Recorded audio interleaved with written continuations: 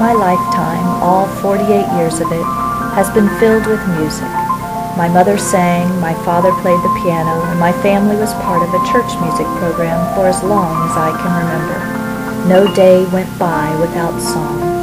When I was 6 years old and my sister was 4, our parents searched out piano teachers for us. We lived in a suburb of New Orleans, but every Saturday our dad drove us to a not-so-nice section of downtown New Orleans, where he had heard of an older man from Mexico who was known for being an outstanding piano teacher. Professor Valley, known just as the Professor, was to be my teacher.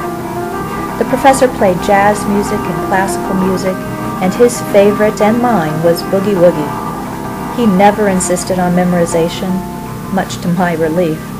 There were no recitals. There were no reproaches about practicing. There was only the music. I can still smell the mustiness of the old piano. I can hear the tap-tap-tapping of his small baton at the top of the piano beating to the music while I played. I can see his short, stubby fingers gnarled with time, flying over the keys as he showed me how to play a particular passage of music.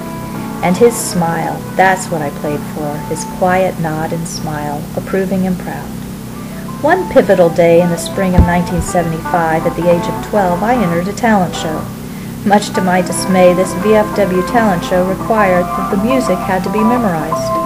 The Professor and I chose The Entertainer as my piece. I practiced and practiced, concentrating on memorizing, and the day arrived sunny and warm. I still recall the starchy stiffness of the sleeves of my dress and the crazy somersaults in the pit of my stomach. My name was called. I slowly approached the piano bench and tentatively sat down. My hands trembled as I lifted them to the familiar keys, and then I played. On what would be the third page of the song, my mind completely blanked. But I kept playing and playing until I found my way onto the fourth page of music in my mind's eye.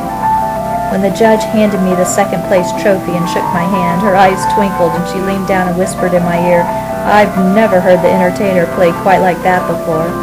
I wanted to whisper back, "And you never will again," but I was still shaking from the near disaster.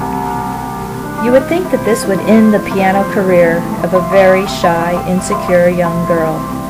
Even public embarrassment couldn't stop the music. But I went on to not only enter more talent shows, but accompany choirs, major in organ performance in college, and play for church services and concerts for years to come. And I thank the Professor